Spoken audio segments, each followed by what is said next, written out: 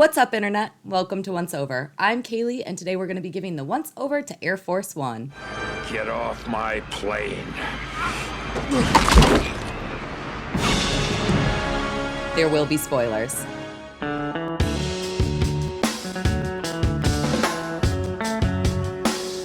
You might notice that I am wearing my most presidential of blazers today. The president always has his boobs out, right? I was gonna do the whole Sue Ellen Mishke just wearing a bra thing. It's not a top. It's a bra. Oh, I know. But then I decided, no boobs for you. I don't know why I even try to make jokes.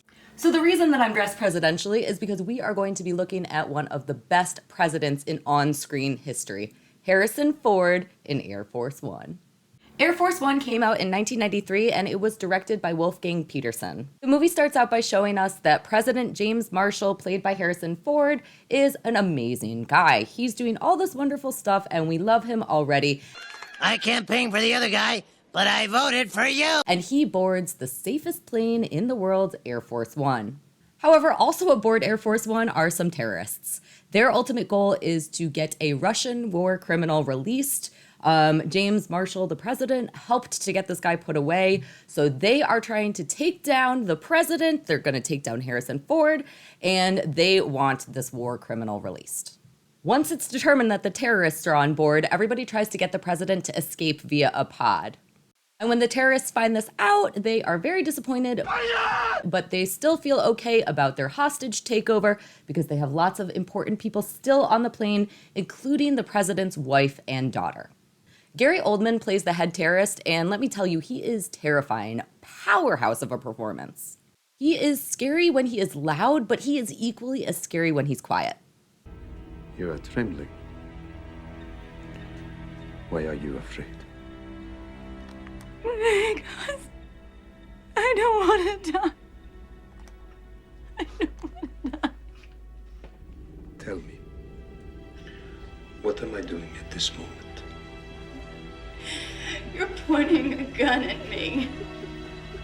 Even though the terrorists think that the president has escaped, he has actually stowed away, which gives him the element of surprise. And his goal now is to take these guys down because he wants to protect his wife and kid. And probably the US. I don't know. Maybe. The first time that I saw this movie, I was probably about 10 years old. It was like 1998-ish. I rented it on VHS. My friend Susie and I went to the video store, and we got Air Force One and Night Shift, which is absolutely a movie that a 10-year-old should not be watching. It's all about sex in a morgue. Great movie also, but who let us rent that? So at this moment, I think it's important that I see all of your breasts. So we watched both Night Shift and Air Force One, and oh my God, did we love Air Force One. This was how I learned the term silver fox, because both Susie and I were so in love with Harrison Ford. He does this little thing where he like pops his head out, and we replayed that so many times we probably wore out the VHS. Why was that so sexy? No idea. But it was. There's just something about his little sparkle in his eyes. He's dashing and successful and a badass. And we liked it. Back to the movie. The plot is relatively recycled, and we basically get like a mid-air John McClane situation. I know everybody compares this movie to Die Hard, but they are similar. That's just a fact. But even though we have this recycled plot, it does not detract from the film at all. This movie is incredible. So we're going to talk about some of the things that I liked and some of the things that I didn't like so much about this movie. I love that President James Marshall is a total badass. We learned this right from the get-go because he goes off script when he is talking about what he's going to do, and we get the idea that he is just going to be who he wants to be. He's going to save who he wants to save. He is just going to do everything he wants, and I think that that's awesome. I love the idea of having a president who, you know, is a good president. We have to suspend our disbelief a little bit, but, you know, it's fine. I also love that the villains actually kill people in this movie. There are real stakes that are happening because we get to see on-screen deaths, and this movie is shockingly violent for being an action film. It does not shy away from up-close kills and from killing characters who are kind of main characters. Another thing that really builds the tension in this movie is that we get lots of sequences where the vice president, played by Glenn Close, is in kind of like a powwow room with everybody trying to figure out what they're going to do about the fact that the president is on Air Force One with the terrorists.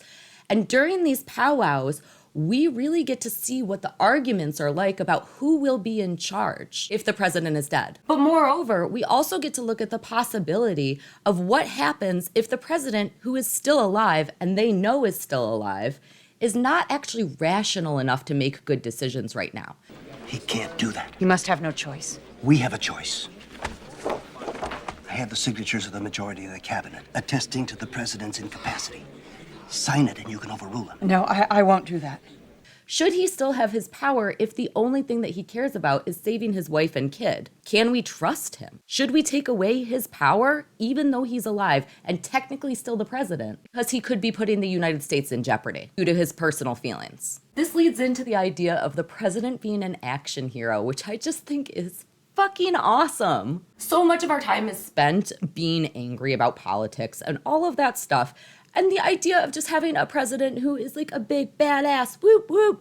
I root for him. I want him to win. I want him to save the world. I want him to save his family. I want him to do all of the awesome stuff. And I love that. I want him to be my hero. And especially if it's Harrison Ford. I also really love Jerry Goldsmith's score for this film. Originally, they had hired Randy Newman to do the score for Air Force One, and unsurprisingly, it turned out too parody-esque. Where are your sheets, please? We stay with the president, sir. Thank you. Mr. President, save a parachute for me.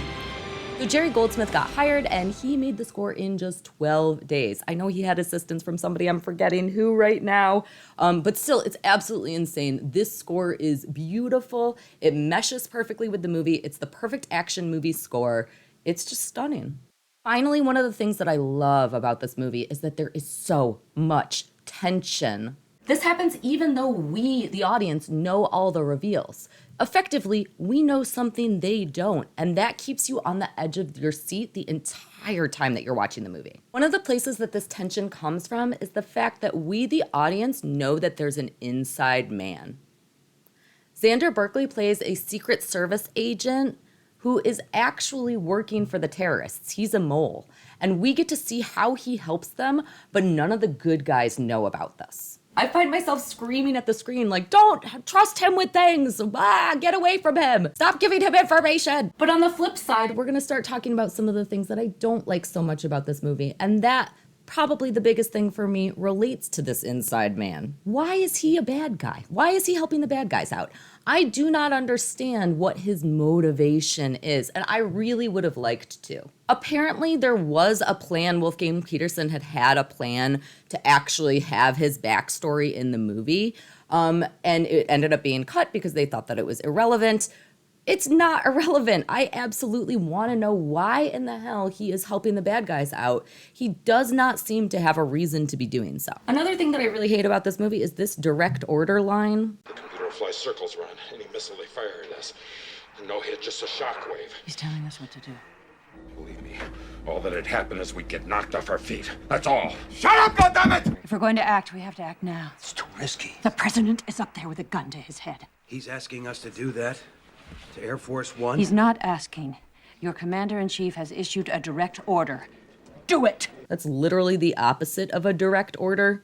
It's super indirect is what I would call that. Something that I just wish that I could change, like if we had our perfect world, is that this movie was rated PG-13.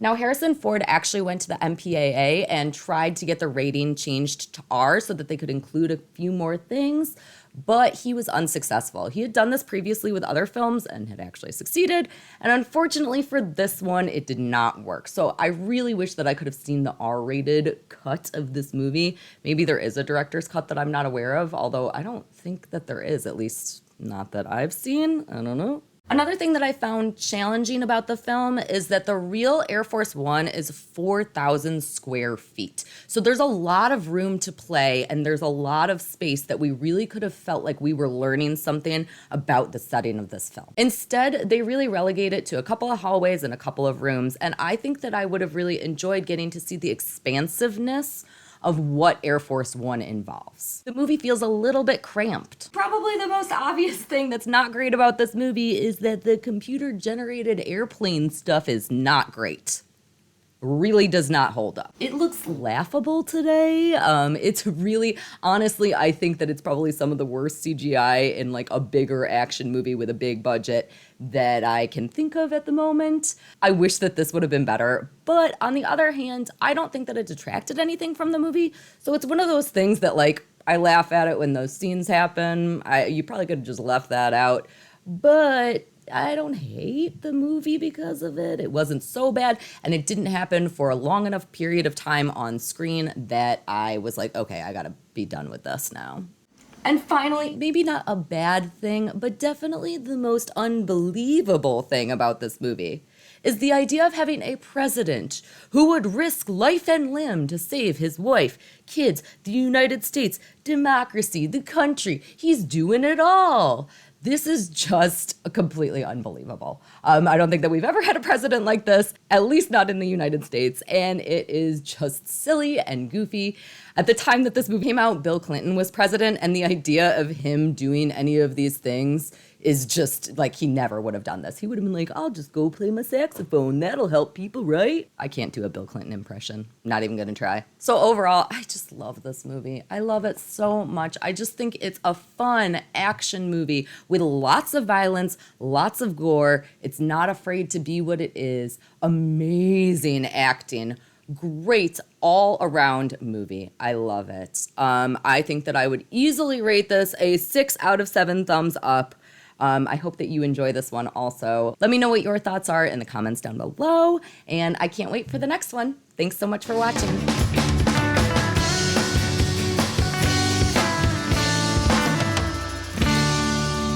You've got a president in me.